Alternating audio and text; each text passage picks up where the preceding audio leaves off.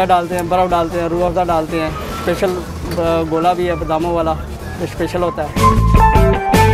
मेरा नाम कैसर महमूद है और हमारे को यहाँ 18 से 20 साल हो गए काम करते हुए को, और गोला और फलूदा बेचते हैं। माशाल्लाह बहुत मशहूर है यहाँ पर, दूर दूर से लोग खाने आते हैं और गर्मियों में लाजवाब तोहफा होता है। एक गोला स्पेशल होता है वो 100 रुपये का, जो खोए वाला वो 50 का है। स्पेशल बादामों वाला होता है और दूसरा जो वो खोए वाला होता है। पिंडी इस्लामाबाद में यही मशहूर है जो गोले वाला होता है, बाकी उनका मज़े का नहीं होता।